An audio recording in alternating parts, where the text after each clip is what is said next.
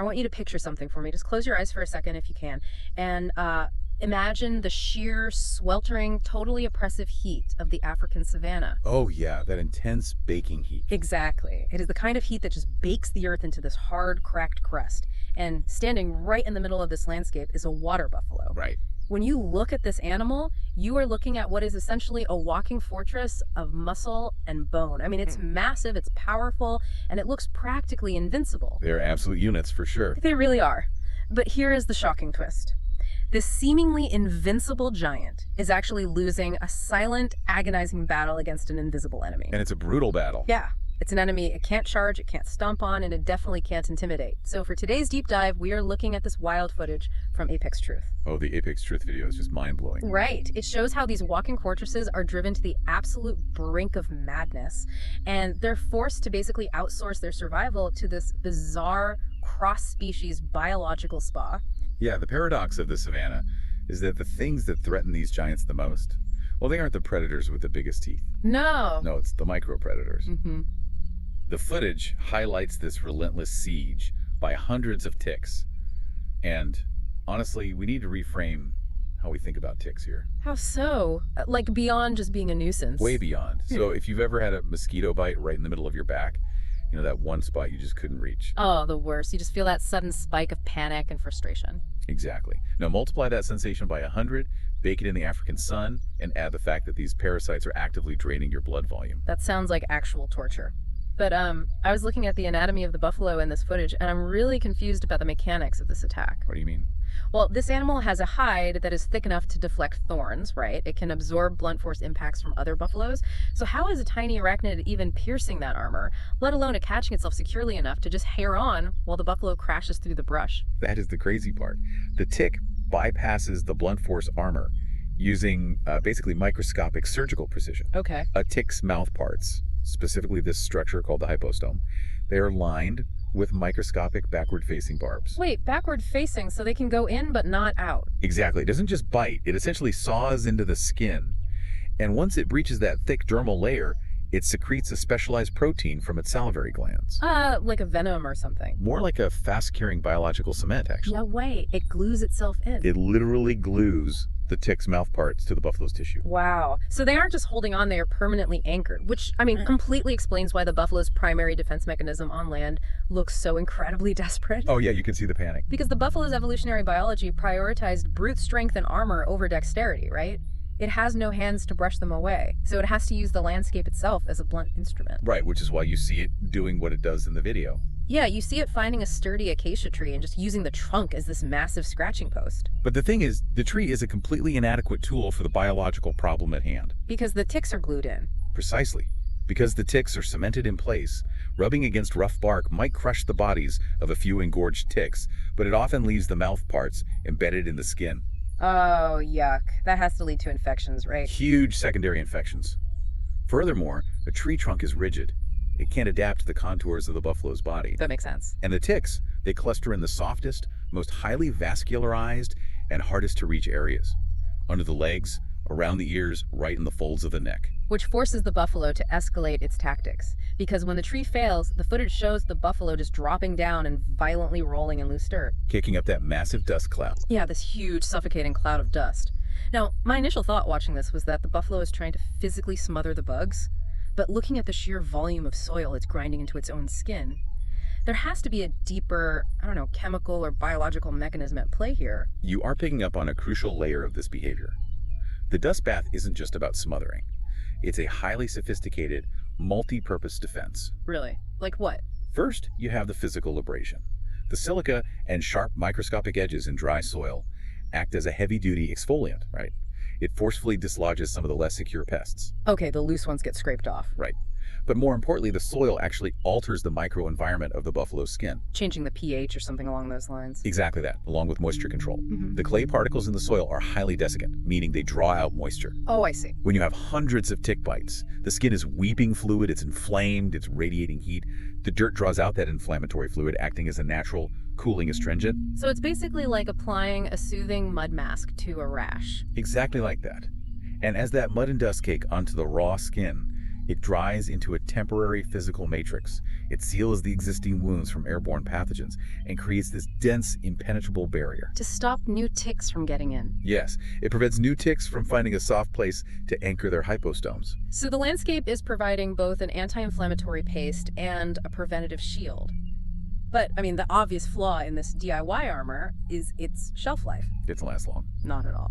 As soon as the buffalo stands up and starts walking, its mathed muscles expand and contract. You can literally see the dried dirt cracking and flaking off in chunks. Right, the shield disintegrates. Yeah, the shield disintegrates, the African sun just continues to beat down, and the parasitic load threshold pushes the animal to a breaking point. That phrase right there, parasitic load threshold, is exactly what dictates the animal's next move. It's just a numbers game at that point. It really is.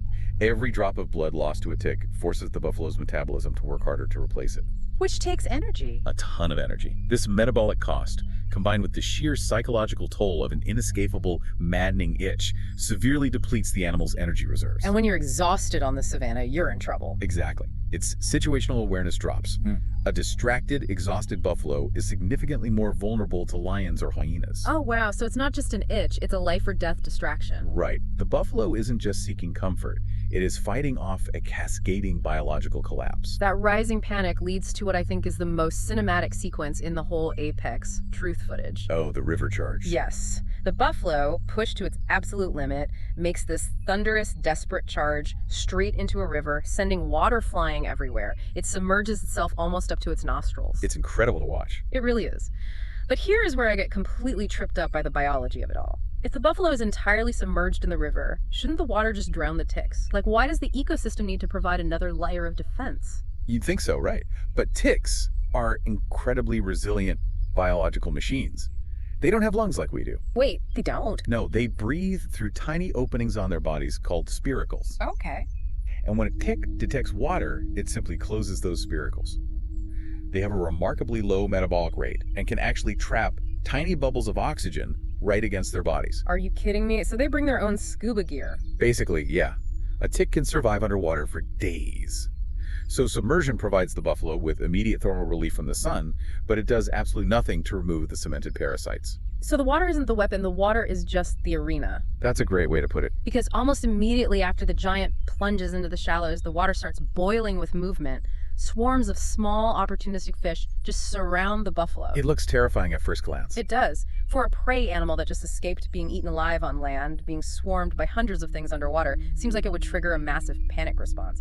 Yet the buffalo just stands perfectly still. It knows these fish. It recognizes the behavioral signature of these specific fish.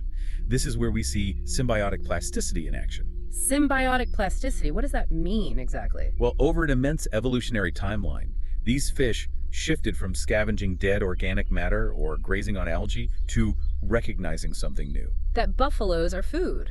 Essentially, yes. They learned that large submerged mammals are basically walking delivery systems for high-protein meals. Like a mobile food truck. And the precision of these fish is just staggering. We called the mudbath a blunt instrument earlier, but these fish are like biological Roombas that are perfectly calibrated to the contours of the buffalo's skin. Biological Roombas, I love that. They just swarm the massive animal and meticulously pluck the engorged ticks right off the hide. I mean, the footage shows them venturing right up to the buffalo's face. Right up to the eyes. Yeah, picking parasites from the corners of its eyes and the rim of its nostrils. How are they doing this without injuring the buffalo's sensitive tissues? It comes down to the highly specialized morphology of their mouths. These aren't predatory fish with jagged, tearing teeth. Thank goodness for the buffalo. Right. They have adapted, fleshy, sensitive lips, and they use a rapid suction mechanism. Oh, like a vacuum. Exactly. When they spot an engorged tick, they place their mouths over the parasite and create a sudden, localized vacuum. They don't bite the buffalo at all. So they just inhale it. Cleanly inhale the tick, Yeah. effectively snapping that biological cement we talked about earlier without damaging the inflamed tissue underneath. That is an astonishing evolutionary hack. The buffalo has this immense muscular power, but lacks fine motor skills. The fish have the microscopic precision, but lack the ability to travel across the savanna to find calorie-dense food. So they team up. Yeah, so the buffalo acts as a mobile food truck, driving the nutrient-rich parasites directly into the river, and the fish provide the surgical extraction. This is the purest definition of obligate mutualism. Both species have evolved to a point where their biological success is intricately tied to this specific interaction. They literally need each other to survive. Exactly. The fish secure a vital high-energy food source without expending the calories required to hunt elusive prey. The ticks, engorged with buffalo blood, are incredibly nutrient dense. And in return, The buffalo is liberated from a parasitic load that would otherwise compromise its immune system and its overall survival. it's an incredibly elegant solution for the parts of the buffalo that are submerged. But the river introduces a new biological limitation, right? Which is? A massive, warm-blooded mammal cannot stay submerged in a river indefinitely. As the sun begins to set, the ambient temperature drops. The buffalo is going to risk hypothermia if it stays in the water. That's a very real threat. Furthermore, there's the top third of the buffalo. Its spine, its shoulders, its head, all of that remained above the waterline the entire time. The fish couldn't reach those areas. But nature abhors a vacuum, especially a caloric one. The moment the buffalo begins to wade out of the water, stepping onto a muddy bank, the ecosystem initiates a literal shift change. It's exactly like a 247 factory. The aquatic team clocks out, and the aerial team clocks in. It's so seamless. The Apex Truth footage captures this transition perfectly. As the buffalo steps onto dry land, a flock of oxpeckers flies in and lands directly on its wet back. They pick up the precise areas the fish couldn't reach. The oxpeckers serve as the terrestrial counterparts to the cleaning fish, but their anatomical adaptations are completely different. How so? Well, if the fish use localized suction, the oxpeckers use mechanical leverage. Look closely at their feet in the video. They have highly specialized, sharply curved claws designed specifically to grip the coarse vertical hair of large savanna mammals. Oh, so they can just hang on like mountain climbers. Exactly. They can hang upside down on a buffalo's flank with zero effort. And their beaks seem entirely custom built for this task too. They aren't just pecking blindly at the skin, right? Not at all. Their beaks are laterally compressed, meaning they are flattened from side to side. They function exactly like a pair of organic tweezers combined with a comb. Wow, tweezers and a comb. Yeah, the bird uses a scissoring action, rapidly opening and closing its beak to part the thick, wet fur, exposing the ticks hiding close to the skin. That is so precise. Very precise. And once they isolate the parasite, they use the sharp tips of that beak to sever the tick's grip.